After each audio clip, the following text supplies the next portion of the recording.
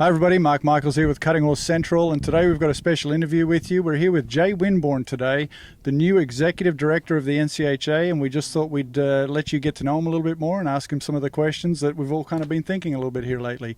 So Jay, welcome. Thank you for stopping by.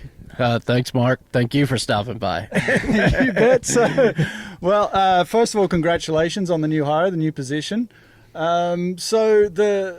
Jay Winborn is a name that many of the cutters have heard over the last few years, and with all the excitement happening around the cow horse world, but many of you don't know you. Tell us a little bit. Who is Jay Winborn? I ran the NRCHA for the past 7.5 years, and have been involved in the equine industry pretty much my whole life. We're out here where my horses are, and just excited to get started over with the cutters. Yeah, exactly. And like you said, your horses are out here. Tell us a little bit about that. You're a professional polo player, from what we understand. Used to be. I played for 15 years professionally many years ago, and now I just do it for fun. Right. Yep. So is that kind of the core of your horse background, or have you got any? Have you done anything else over the years? Growing up in this area, in the horse industry, I've had a lot of exposure to the Western performance horse side. We ride a lot of our young horses in Western saddles and do many things to train them. It's oddly similar to what you do to make a stock horse, and working cattle, all that is part of what we would incorporate into our regimen of making a good polo horse. Yep. So Jay, coming from the polo fields to being the executive director, how did that occur?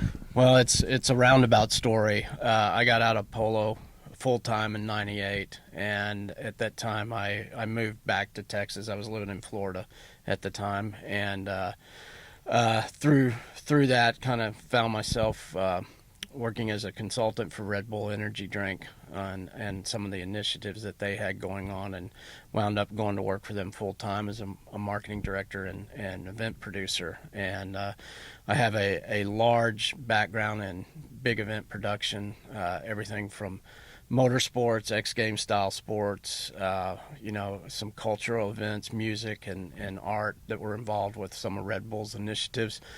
But that I always missed the horse industry, and that's where my heart is and what I enjoy. And position came open between the NRCHA and Red Bull. I kind of ventured back into the Western lifestyle industry as a marketing director for Hatco, which is Resist All Stetson, and spent about 3 years there, but was longing to get back truly into the horse industry. And when the position at NRCHA came open, I threw my name in the hat and went through a series of interviews with them and wound up getting the position. And NRCHA was a great association, just not very well known at the time, and they had some struggles over the years before I came on board there, and we ramped up and put together a really strong marketing and branding program to bring some attention to the association. And my first full year there, 2013, we doubled our membership, we increased entries at our shows, and it was off to the races. And the NRCHA is bigger now than it's ever been, more successful than it's ever been, and I've had a great team there, and I'm looking to bring a lot of that to the NCHA. We've all seen the growth, especially now with the snaffle bit coming to Fort Worth, and you're an integral part of that decision-making process, and probably a brilliant marketing move as well. So we've seen kind of the growth over there, and what did make you decide to kind of look over the fence? I mean, you had the job, everything was kind of rolling your way, and you just wanted a challenge? Well, yeah, I'm not one to rest on my laurels, and had gotten the NRCHA in a position of really strong stability, and we just finished having one of the biggest futurities we've ever had in the history of the association. And in this day and age, Mark, to me it's quite disturbing, especially with the economy booming like it is, to have some of these organizations struggling. And this is a bigger picture thing, and it's unacceptable for me to have these great organizations really struggling to keep their membership and drive enthusiasm about coming to watch and participating with what's going on. We all know the horse industry is not getting bigger as a whole. It's shrinking, and it's concerning to me. This is a lifestyle that, if we don't pay attention to, could go away completely in a couple of decades. And these are concerning times we live in. Everything that's going on in the world and some of the changes that are being made, that we all collectively have to do whatever we can to maintain it. Yeah, absolutely. I mean, there's the struggle of moving forward and adapting and making it more new and exciting, but you've also got to protect the heritage and the history, obviously, and you've done that over at the Cow Horse.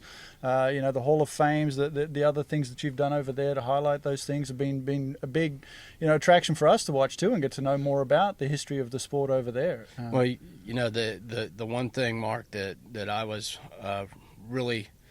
really tried to do, because we made some big moves at the Cow Horse, and the Cow Horse, the move to Fort Worth was tough. Right. It was an integral part of the West Coast culture out there, and we all know how the West Coast has changed a bit. But one thing I was emphatic about is, if and when we make this move, we do not forget where we came from, right. and we do not forget the traditions of how this association was formed, the people that built it, and where it came from. You have to always remember that. And it says, there's an old saying that those that forget the past are doomed to fail. Right. And I think my saying of that is, look to the future, but don't forget to look back every now and then. Absolutely. Yeah, no, it's an important part. With the growth, obviously, and with the snaffle bit coming to Fort Worth, you've caught the eye of a lot of the cutters. We've seen Clint Allen, Spud Sheehan. We've seen a bunch of the guys come over there. And just recently at the snaffle bit futurity, you held a brand new event called the Cow Horse for Cutters. Tell us a little bit about the story behind that. That was an idea we came up to kind of cross-pollinate the two disciplines together. There's no reason that the cow horse and the cutting can't live in harmony. We both participate in the same events. We both cut. We both work with cattle. We ride all the same bred horses, and I think there's strength in numbers, and it is my hope now, as we move forward, to really strengthen that alliance between the rein cow horse and the cutting industry. There's a lot of benefit to those alliances, and I just think it will tremendously help our numbers. We've seen in the past few years a lot of our riders go over and catch ride in the cutting futurity, and I'd love to see more of that. And I think there's opportunities both on the non-pro side and the open side to see some of our people from NCHA come to NCHA, and vice versa to them. It's these people want to get out, they want to show, they want to participate, they want to have fun, and that's what I want to do, is make this all an enjoyable experience again and make it attractive, whether you're riding a cow horse or a cutting horse. I think there's again, strength in numbers, and I think we need to utilize this timing to help each other out. Yeah, absolutely. And you've done a lot of things over there in the cow horse world to bring, to make the sport more accessible. And I mean, I know you haven't even started over at NCHA yet, but do you have any ideas yet, or some things that have kind of come to your mind that you'd like to see happen here? I've got a couple of ideas, of things that I'm going to try and roll out, and I'm not sure how they'll be received right off the bat, but we'll see. I don't want to expose anything just yet, but we're going to try a couple of innovative things that I'd like to see happen. My deal is, I want inclusion for everybody, and I want everybody to feel welcome, and I want us to I want the cutters to develop the culture of being a welcoming culture. Not that they aren't, but I think there's things that we can do to be more inviting to people and attractive to people. So, Jay, there's been a lot of things changing over at NCHA in recent years. The leveling has become a hot topic, and it's starting to get out there. It's been tried quite a bit this year, and now NCHA, they've just announced that at the Super Stakes it'll be implemented there.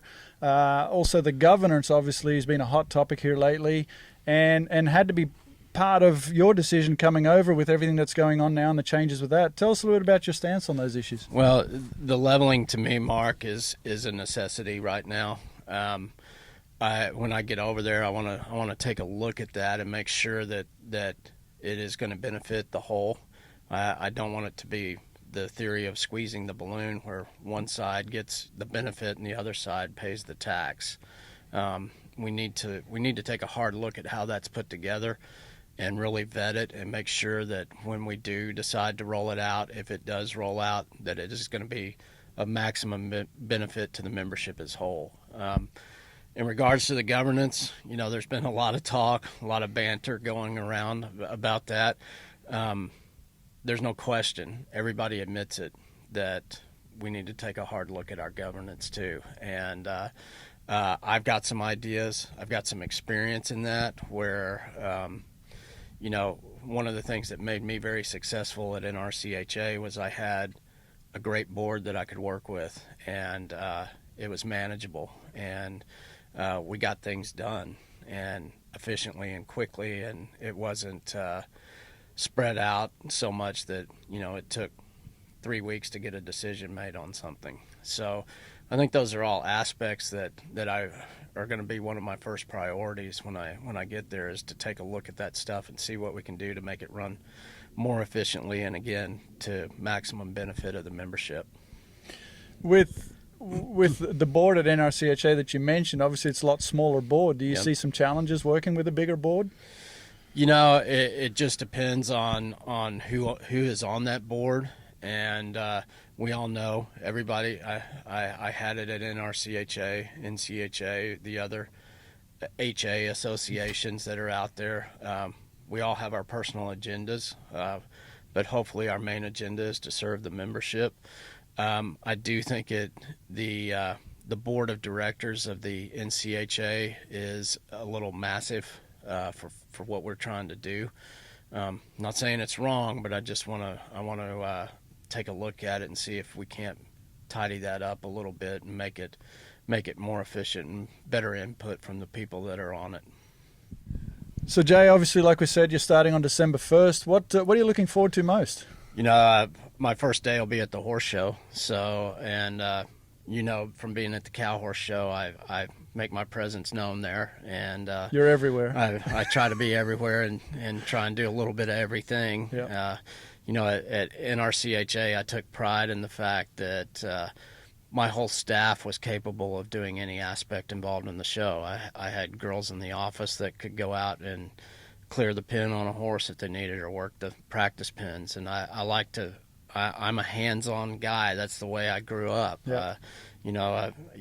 When you would come over there, you'd see me hanging sponsor signs in the arena. Yep. Because if a sponsor comes up and asks me a question why their sign's there, I want to be able to tell them why. And the main thing, I'm really looking forward to kind of getting to know the membership, some of those people that I don't know. And if you see me out there, please come up, say hello. I want to hear from you. Okay. I'm here to listen to the members' concerns. I've got somewhat of an idea of those things that are important to them right now in the immediate, but if there's any other things that we can do to make this association better, I want to hear it. As well as I'm looking forward to getting in with the staff. I've heard great things about the staff at the NCHA. I know a lot of them already. They've got a great group of people over there, and looking forward to really building a cohesive and productive staff as well. Well, we've known you're very approachable, and like I said, your face is everywhere over there at the cow horse. So I'm sure people are going to get to see you around at the cutting quite a bit. Do you have any special messages for the members? As you get ready to take on this job. Just have fun. I mean, that's my mantra in life, and I want this to be as fun as the cow horse has been, and my journey over there was filled with fun, and a lot of people had fun, and that is the main product I believe the NCHA should be focusing on. Is this should be enjoyable and fun and attractive to outsiders to come in and participate in, and